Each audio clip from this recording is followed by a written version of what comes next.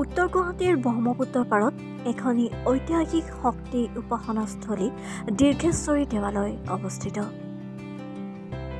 আহোম স্বৰ্গদেউ শিৱসিংহই এই পীঠখন নিৰ্মাণ কৰি দুৰ্গাদেৱীলৈ উৎসৰ্গা কৰিছিল।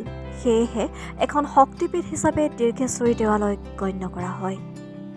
প্ৰবাদ আছে যে সতীৰ মৃতদেহলৈ যেতিয়া মহাদেৱে বিশ্ব ব্ৰহ্মাণ্ড ঘূৰি ফুৰিছিল আৰু মহাদেৱে নিজৰ কৰ্তব্যৰ পৰা আঁতৰি আছিল, তেতিয়াই ভগৱান বিষ্ণুৱে সুদৰ্শন চক্ৰেৰে সতীৰ মৃতদেহটো কাটি টুকুৰা টুকুৰ কৰি পেলাইছিল। য'তেই সতীৰ মৃতদেহৰ অংশসমূহ পৰিছিল, তাতেই একোখনকৈ তীৰ্থস্থান গঢ়ি উঠিছিল। সতীৰ চুলি যি ঠাইত পৰিছিল, সেই ঠাইতে দীৰ্ঘেশ্বৰী দেৱালয় গঢ় লৈ উঠিছিল।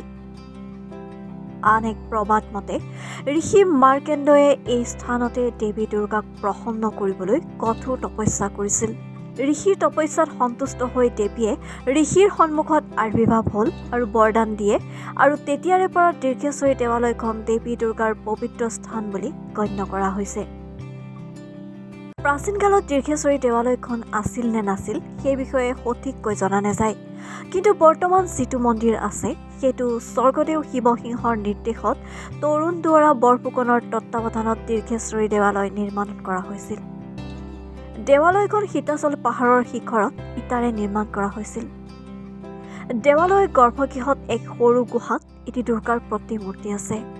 মন্দিৰৰ প্ৰৱেশদ্বাৰত আহোম স্বৰ্গদেউ শিৱসিংহৰ নামত এক শিলালিপি পোৱা গৈছে। এই শিলালিপিত স্বৰ্গদেউৰ লগতে তৰুণ দুৱৰা ফুকনৰ নামো উল্লেখ আছে।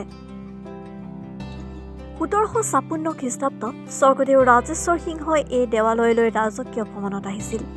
তেওঁ দেৱালয়লৈ আৰু মাটি দান কৰিছিল আৰু এটা ৰূপৰ জাপিও আগবঢ়াইছিল। আজিও সেই জাপি মূল বিগ্ৰহত ব্যৱহাৰ হৈ আহিছে।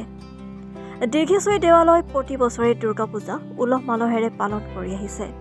এই দেৱালয় ভাৰতীয় পুৰাতত্ত্ব সৰ্বেক্ষণৰ দ্বাৰা গুৰুত্বপূৰ্ণ ঐতিহাসিক স্থল হিচাপে স্বীকৃতিপ্ৰাপ্ত।